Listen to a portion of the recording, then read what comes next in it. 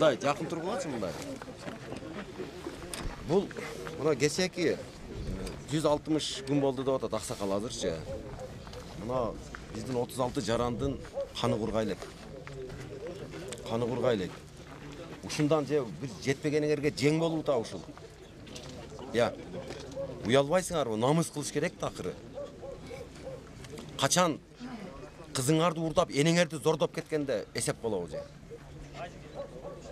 Эмне мынчалык намыс кылбайсың? Аксакал киши экенсиз.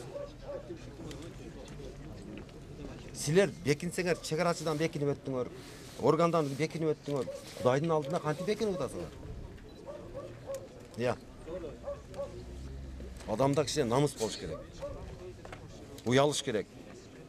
Кече күнү мына окуучу балдарды Айбек деген алып барып, жүзүм жүктөп, тажикке карамат берип, өзү качып кетип калган. Өзү колго түшүп, окуучуну качырбайбы анда? Силерди да окуучулар жүктөгөн.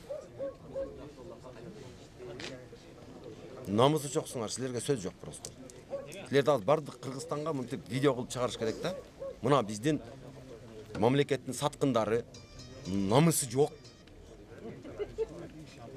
Эркек деген эмес, этамгага татыктуу эмес адамдар деш керек силерди. Элдин алдында биз уялып турабыз, силер эмес. Сөз жок. Мыйзам чегинде бардык жазаны тартасыңар. Жазаны тартасыңар. Машиналар пока машина жүзүм эмес, машина да берилбейт пока. Bundan кийин ойлоносуңар, кимдин жүгүн кайсыл жактан кайсыл жакка жүктөп атабыз, эмне максатта жүктөп атабыз деген түшүнүк болот. 2 күндөн бери уктабай ушунча эл жүрөт.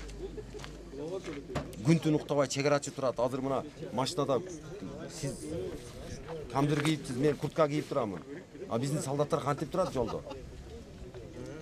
Ар жерде палаткада, ар жерде өрүктүн түбүндө, шабдалдын көлөкөсүндө отуруп чегана кайтарышат. Туурабы? Көрүп атасыңарбы ошону? Эмнеге ошолордун убалынан коркпойсуңар силер? Адамдык касиет болуш керек. Башка сөз жок силерге. Мыйзам